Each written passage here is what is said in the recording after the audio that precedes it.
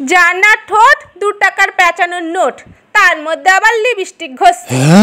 ওরকম দামি লিপস্টিক কিন্তু ঘষতি না, আমি ম্যাজিক লিপস্টিক ঘষছি, মনে হয় 20-25 টাকা দাম এরকমই। আমার দাঁতের আবার লিপস্টিক লাগাতে ইচ্ছা করে, আমি তো লাগিয়ে দিই না, ঠোঁট থেকে নিজেই লাগিয়ে নেয়।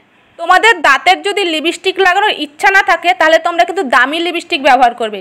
লিপস্টিক আর কাজল সবসময় ভালো ব্যবহার করতে হয়। আমার তো উপায় নেই, আমার তো ঠোঁটে লাগালেই লিপস্টিক দাঁতে লেগে যায়, সেজন্য আমি বেশি ম্যাজিক লিপস্টিকটা ব্যবহার করি। লিপস্টিক নিয়ে এত কথা বলছি, লিপস্টিক পরে কোথায় এসেছি সেটাই তোমাদের বলা হলো না। এসেছি আমরা মেট্রোতে, যাই হোক এর কি নাম সঠিক আমি জানি না, ভালো হলে হতে পারে। এবার তোমাদের একটা সত্যি কথা বলি, আমার সত্যি কথা না বললে মুখ আবার চুলকাচ্ছে অনেকক্ষণ ধরে।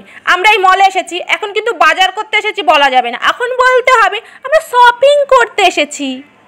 আর বাজার থেকে মানে দোকানঘাট থেকে বাজার করলে তখন আর শপিং না বললেও হয়, বাজার করেছি বললেও হয়, তাই তো? ঠিক বললাম না ভুল বললাম?